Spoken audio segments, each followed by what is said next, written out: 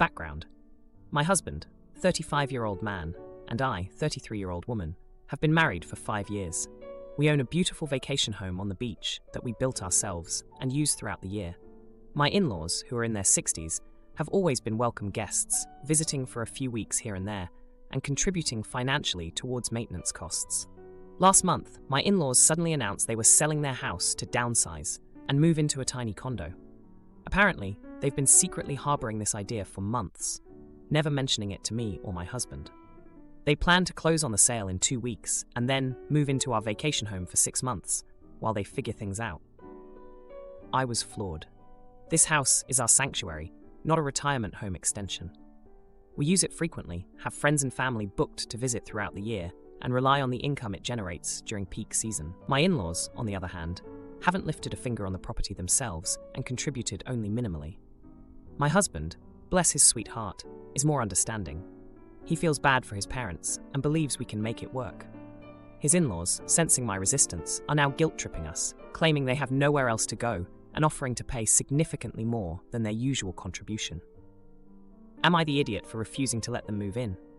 On one hand, I feel obligated to help family in need, but on the other, this feels like an outrageous imposition on our personal space and finances.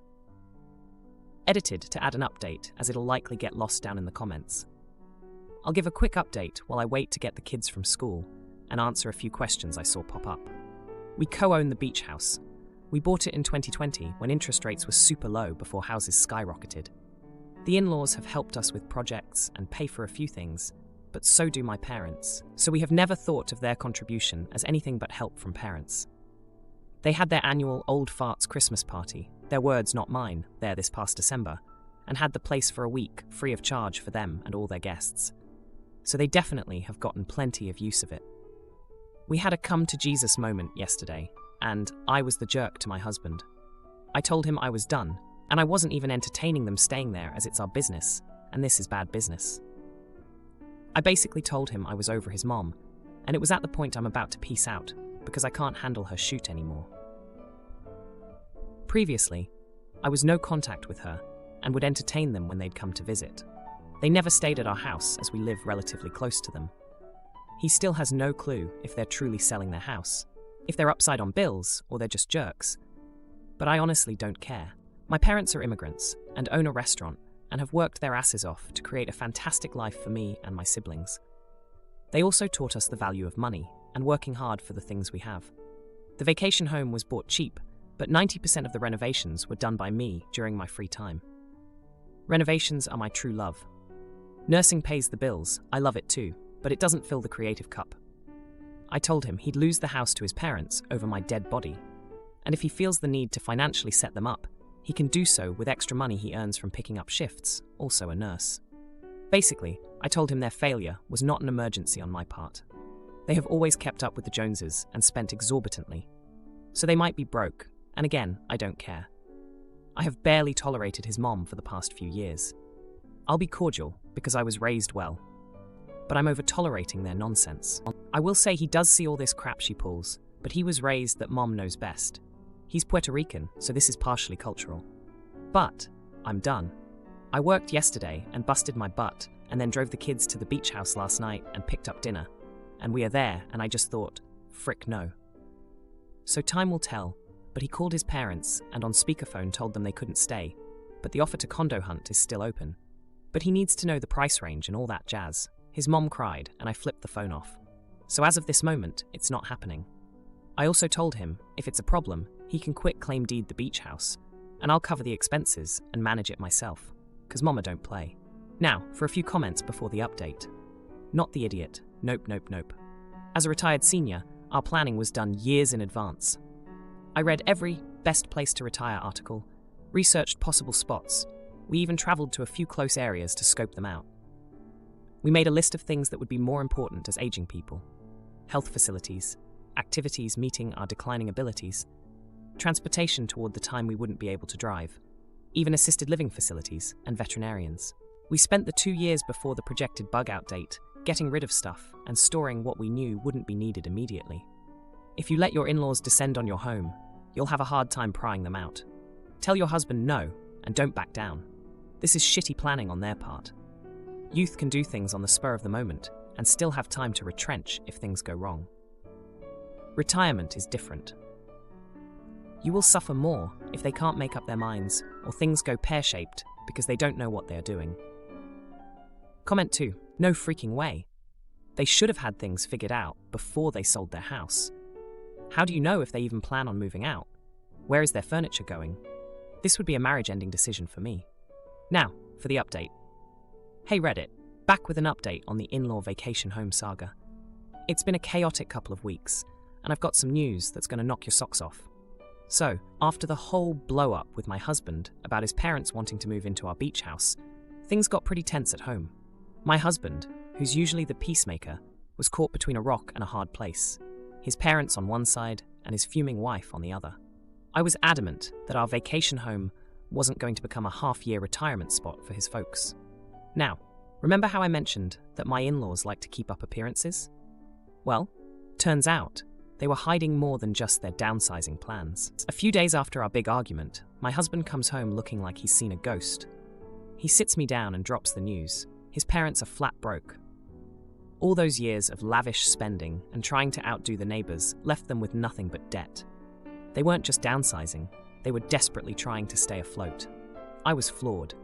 Here I was, thinking they were just being entitled, but they were actually in deep trouble. My husband, bless his heart, felt even worse now. He wanted to help them, but he also knew our beach house wasn't the answer. We decided to sit down with his parents and have a heart-to-heart. It was one of the most awkward conversations of my life. They admitted everything. The debt, the desperation, the whole 9 yards. They even confessed that they'd hoped living with us would help them get back on their feet without having to spill the beans about their financial mess. But here's where it gets juicy. During this whole emotional roller coaster, my husband's sister, who's always been the black sheep of the family, reached out to us. She'd heard about the situation and wanted to offer her help. Turns out, she'd been quietly successful with her own business and had some money set aside. She offered to help our in-laws with a down payment on a condo, but she had one condition. They had to come clean about their finances and get professional help to manage their money. You could have heard a pin drop when she laid out her offer. My in-laws were stunned. They'd always looked down on her for not following the traditional path, and now she was their lifeline. It was a humbling moment for everyone. But wait, there's more. Just when we thought things were starting to settle down, another curveball came our way. My husband's parents, in a last-ditch effort to maintain some control, suggested that they move into the condo and we sell them the beach house for a fraction of its worth, promising they'd turn their lives around with this investment. I nearly lost it. After everything, they were still trying to manipulate the situation. I put my foot down, hard. I told them there was no way that was happening. The beach house was our blood, sweat, and tears, not a bargaining chip for their mistakes. The confrontation was intense. Voices were raised, tears were shed, and in the end, my husband stood by me. He told his parents that while we would support them in finding a new place, the beach house was off limits. So, as of now, they've reluctantly accepted his sister's offer. They're working with a financial advisor and looking at condos within their new budget. My husband and I are still reeling from the drama, but we're holding strong. Our beach house remains our sanctuary, and we're keeping it that way. And just when I thought we could breathe a sigh of relief, my husband gets a call from his mom. She's found a condo, all right, but it's in the same complex as our vacation home. She said it was fate, and that they'd be neighbors whether we liked it or not. I used to be a stripper to support my family after my brother's addiction ruined us, and now he shames me and makes religious remarks. Oh boy, he and his wife tried to embarrass me at a family gathering. I kicked them out of my house. Many people support my decision, but some think it's wrong to evict them while they are expecting a child. I feel betrayed by my parents for helping my brother find a new place to live using the money I gave them. I confront my brother at his church and set the record straight about my sacrifices for our family. His wife accuses me of trying to ruin their lives. I decide to cut ties with them. Oh boy. I am having a hard time feeling remorseful, and I am unwilling to apologize for calling out my brother and asking him to vacate my property. I have given him many chances to stop this behavior, but my brother won't stop shaming me for having been a stripper before I got my prestigious job. These are his literal words. I'm a nurse anesthetist. He has been making offhand remarks about me having been a stripper since he found out 6 years ago. He goes on long tirades about how I am ungodly, unholy, and that the sins I committed can never be forgiven unless I repent and let Christ into my heart. I am not religious, and I'm certainly not a Christian, and I will never be one. But my brother refuses to accept this. Also, I only started stripping because of his drug and gambling addiction, which ruined mine and our parents' lives. He remortgaged their house, took out loans and several credit cards in our parents' name, and even sold our parents' identity to his former dealer. I didn't know how bad the situation was until I came home one day from university and found strangers living in our house. My father was too embarrassed to let me know they were living out of their car. They also never reported my brother to the police because my parents didn't want him back in prison. Last time he went in for 2 years, me and my parents were blackmailed to pay his prison debt. So, when I found out my parents, baby sister, and baby brother were living out of their car, I decided to work as a stripper. I made good money, and with that money, I was able to house my family, pay off my parents' debt, my brother's debt, and put my younger siblings through college, university. During that time, I also paid for his rehab, and he got his act together. Now he is happily married, employed, sober, and with a child on the way. FYI, I paid for his wife's IVF treatments.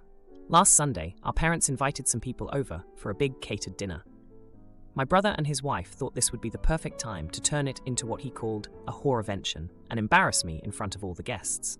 I completely lost it. I was so enraged that I spent most of the evening cussing him and my sister-in-law out. I reminded him that I would never have been a stripper if he hadn't tried to ruin us. On Monday, I drew up an eviction notice and sent it to him. I want to cut all ties with him and his family. I am truly done with him. Almost everyone is telling me I am right in being angry, but that it's terrible to kick him and his wife out when they are due to have their first child in 9 weeks. My parents are begging me to forgive him, and honestly, I feel like I have been, and I'm being reasonable. I've given them 90 days. I am done being called the intimacy worker of Babylon and the downfall of mankind. Apologies for the length, but I thought I needed you all to know as much as possible, and I feel like I'm losing my mind. I had to repost this because the moderators locked it down for breaking the rules. I've edited it and reposted it for judgment. Thanks, edit. For clarity, I stripped for 5 years and used the money from that to claw myself and my family out of debt and pay for my brother's rehab. I haven't stripped in over a decade. I paid for my sister-in-law's IVF and bought the house my brother and his wife live in with my nurse anesthetist money. That is why he doesn't feel bad about asking me for help now, because this money wasn't made from sinning. Also, my sister-in-law is just as bad as he is. Now, for a few comments before the update. Comment 1. Not the idiot. I'm sitting here happily imagining you saying, in front of the guests, well, you forced me to strip. If you hadn't remortgaged the house, making my entire family literally homeless, all so you could get more drugs, then I wouldn't have had to find the fastest way to earn the most cash to literally put a roof over our heads. I'm so glad you are now so noble and wonderful. Move out of my house and pay me back the thousands of dollars you owe me. You are. He's a bigger AH because not only is he using this against you, he's incredibly insecure and using bullying tactics to hide his own lack of capacity. Talk about a small weenie syndrome. Comment 2. Not the idiot. Oh my god. What horrible people. No one should be judged by what they have to do to survive, and even then, it's nothing to be ashamed of. You were able to help your family in so many ways. It's extremely respectable. Your brother and sister-in-law sound very ungrateful and cruel. I would have cut ties when he made my parents homeless, so more respect to you for being so kind. Frick them. 90 days is plenty. If they wanted to live there, they shouldn't have treated you like that. Plain and simple. Now for the update. Hey Reddit, it's been 3 months since my last post, and boy, a lot has happened. I'm still struggling with feeling remorseful, and I'm not about to apologize for standing up to my brother. Despite everything, he just won't stop shaming me for my past as a stripper, even though I've moved on to a career as a nurse anesthetist. Let's dive into the new developments. After I sent the eviction notice, things got even more heated. My brother tried to play the victim, telling everyone who would listen that I was the cruel sister, kicking him out with a baby on the way. But let's not forget, this is the same brother who nearly destroyed our family with his addiction. The heartbreak hit when I found out my parents were secretly helping him look for a new place, using the money I'd given them for emergencies. It felt like a betrayal, considering how much I'd sacrificed for our family.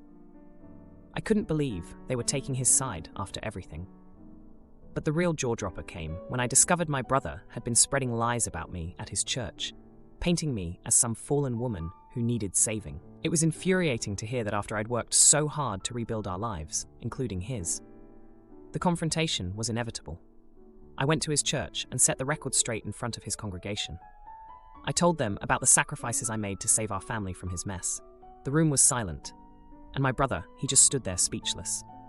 Now, let's rewind a bit to give you some context. My brother's addiction wasn't just a phase. It was a destructive force that lasted years. He'd been in and out of rehab, funded by me, and each time we thought he'd turned a corner, he'd slip back into old habits. His wife, who should have been his rock, was just as bad, enabling his behavior and even joining in on the shaming. Back to the present, my brother's wife, who I'd helped with IVF treatments, decided to confront me. She accused me of trying to ruin their lives and said I was jealous of their happiness. Can you believe that? After everything I'd done for them, this was the thanks I got. The situation escalated when she tried to slap me, but I dodged it. I told her that I was done being the family's ATM and that they needed to learn to stand on their own 2 feet. It was a moment of liberation for me, but it also marked the end of any relationship we had. In the midst of all this, my younger siblings, who I'd put through college, stood by me. They reminded me that I wasn't alone and that they appreciated everything I'd done. It was a small comfort, but it meant the world to me. As the 90-day eviction deadline approached, my brother finally started to show some remorse. He came to me, begging for forgiveness, saying he'd seen the error of his ways. But after years of his insults and tirades, his words felt empty. I'd given him so many chances, and each time he'd thrown them back in my face, I stuck to my decision, and as the day came for them to leave, I watched as they packed up their things. It was a bittersweet moment. On one hand, I was freeing myself from their toxicity, but on the other, I was watching my brother, who I once loved and protected, walk out of my life. In the end, my brother and his wife moved out, and the house felt eerily quiet. I'd stood my ground, but at what cost? My family was fractured, and while I knew I'd done the right thing, it didn't make the situation any less painful. So here I am, 3 months later, still picking up the pieces. My parents are slowly coming around, realizing that I had to take a stand. My younger siblings are my rock, and I'm focusing on my career and my own well-being. My brother lives rent-free in our parents' basement, but he accuses me of being selfish and not caring about his kids. Oh boy, he got a big surprise when he snooped through my stuff. My brother, who is 32 years old, has been knocking up his wife, who is also 32 years old, since they were in high school. Their oldest is now 13, but they have 3 more children. She is a stay-at-home mom, and he works as cleaning staff at a FIFO camp. It's pretty good money, but they waste a lot of it. They have multiple gaming systems, and the 2 oldest kids have very new iPhones. I, who am 28 years old, live in the loft above my parents' garage. I do not pay rent because my folks want me to save up for my future. I help out around the house, and I buy groceries for my parents as well as myself. My brother and his family live in the in-law suite in my parents' basement. It was supposed to be a rental to get them some extra money for when they retire, but after my brother lost his job because he would not get vaccinated, our folks let them move in. I also loved to buy them gifts, but my brother and his family always needed exactly what I happened to give them. For example, I brought my mom a very colorful bag from Colombia called a mochila. It is just a woven cotton shoulder bag made with very vibrantly colored yarn. My niece, who is 9 years old, saw it and wanted to use it for a project at school, where she promptly lost it. I got my father a bottle of Van Winkler bourbon since he loves to have a drink after a long day. My brother and his wife found it and drank it mixed with orange juice because it was so strong tasting. So now I do other stuff. I took my mom to go see Anastasia, and I got us really good seats. No one else was invited. I took my dad out for a steak dinner, and then to a speakeasy in our city, and treated him to a $160 cocktail. These are things my parents love doing, but won't waste money on. I keep the groceries I buy in my loft. I will make meals for my parents and have them over. Or I will bring the ingredients and cook with my dad. My brother started asking why I don't leave the groceries in the freezer, fridge, or pantry that they have access to, and why I stopped buying my parents gifts. He says that I'm living there for free and I should give them more. I asked him how much he was paying them in rent or how he was contributing to the household, and he said he was tired on the weeks he was home and that his wife and kids were too busy to help. I work a full-time job. I volunteer at a cat rescue, I do theatre sports as a hobby, and I still manage to help with yard work, housework, errands, and helping with my grandmother, who is in a locked-in facility for dementia patients. I pointed this out, and he said I was being a little witch. I said I wasn't stupid enough to leave anything around that he or his family could steal. Now we are fighting, and my parents are upset. His wife called me a jerk for not sharing the treats I buy for my parents. I can afford to buy treats for my parents and me, but not for 5 more people who do not contribute. Now, for a few comments before the update. Now we are fighting, and my parents are upset. To be frank, your parents should be upset that their son is an anti-vaxxer idiot who can't support his 4 children. And they should be upset at how casually and frequently he exploits them. But since they're probably focusing on the lack of peace around the house and want you two to stop fighting, so stop. He wants to make little comments. Just ignore them and say something wholly unrelated in response. He wants to try texting things. Block his number. Same goes for his unemployed wife. She has nothing of value to say, so stop pretending she does by addressing her comments as if they deserve to be acknowledged. Not the idiot. You did give physical gifts, and your brother and his family have used them instead of the intended recipients. You might not pay rent in money, but you do contribute to the household in that you help with chores and other things. The whole "I do not pay rent due to my parents wanting me to save up for my future" very much gives off "I offered at least once or twice, but no, and here's why" energy.